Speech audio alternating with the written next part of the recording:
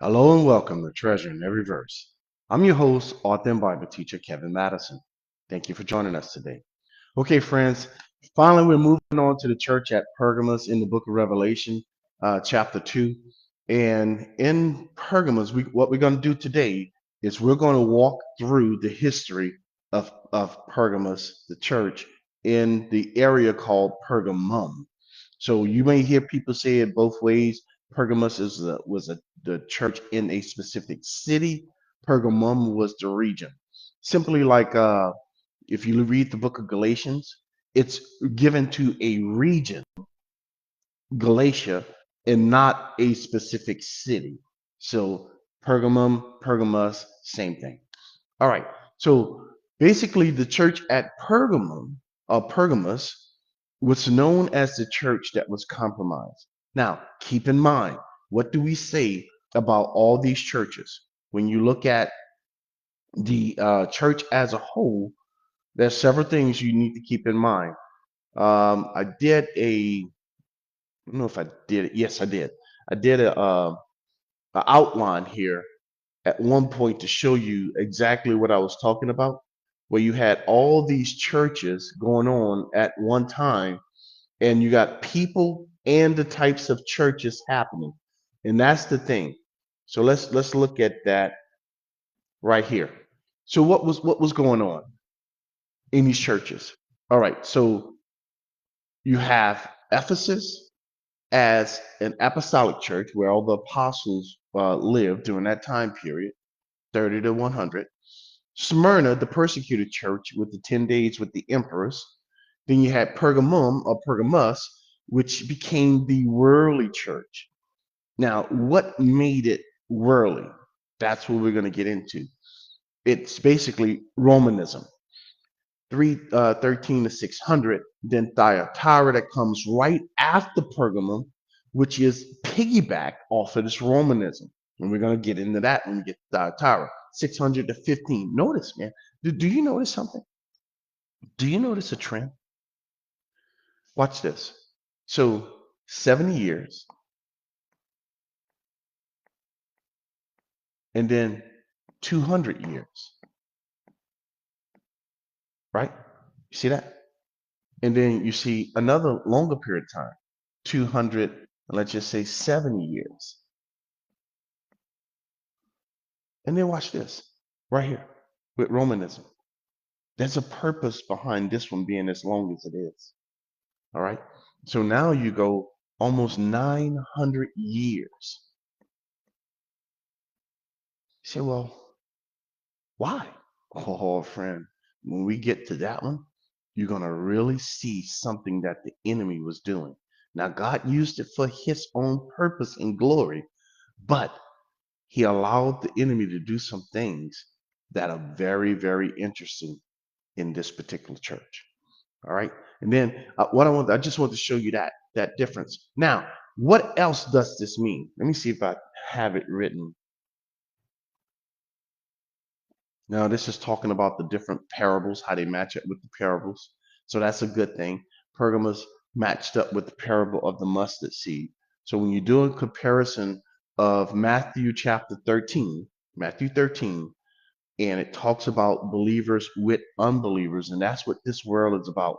This world is about believers being mixed with unbelievers in every single age in the Bible. And here are the big topics that happens inside or theme of each one of the churches: apostolic, Nicolaitans, Babylonian, Roman. And then when we get to the next one, you see the Reformation, the revival, the unbelieving. I mean, it just goes on and on and on. And these are the major themes of each of these churches. And if you can pick that up, folks, if you can understand this right here, the major themes behind each one of the different time periods of the church age, you would clearly see what God is doing.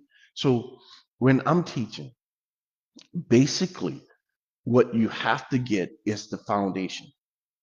Go get the foundation of each one of the books.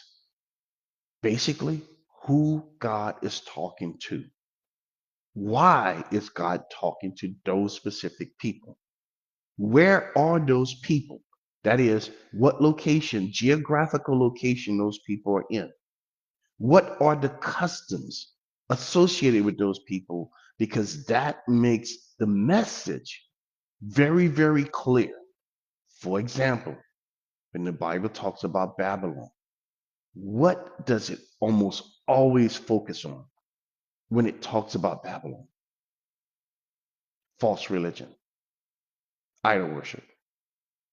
That's where it started. It started in Babel, transferred or renamed Babylon, and that area, that city, became the mother of all false religion. So every time you hear and read about Babylon, you should know and have that thought in your brain that, hey, this has to do with idol worship and false religion. So those are themes that's given to us throughout the Bible that you should be picking up on and have in your heart and your mind when you're studying the Word of God, because it makes a huge difference, folks. When I went through that series on laying the foundation, I talked about that specifically. 15 things that you need to keep in mind when you're reading the Bible that'll give you a great understanding the customs that those people had back in those days, the things that they did. I mean, it is amazing when you put all that together and start reading the Bible with that in mind. This thing simply opens up. Why? Because you are literally seeking out what God really mean in the book and not going in there looking specifically for things to fix your problems. You're seeking God instead of seeking a remedy for your issues. We all have issues, folks. If you think my life is a bed of roses, then you are absolutely mistaken. My life isn't any better than yours, meaning I face the same issues that you do. My family have issues, that is problems with children, problem between Cynthia and I when we disagree just like everybody else disagree.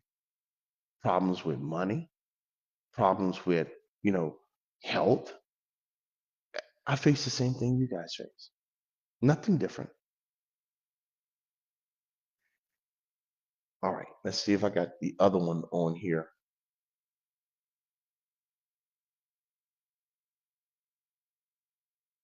Let's see. Do I have it? Well, let's come here.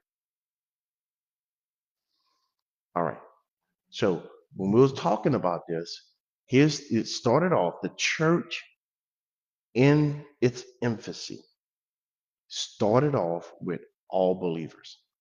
There were no unbelievers in the church. All right.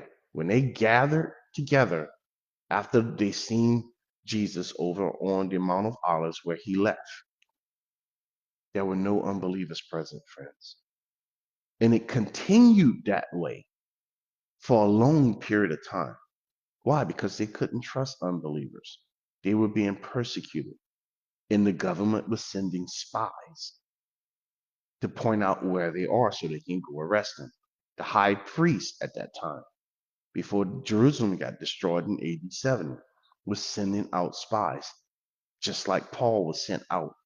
He had spies that he would send out before. That's how he knew they had went to Samaria or Damascus. How do you think he knew that? There was no cameras. There was no phones. There was none of that mess. He knew that because there were spies.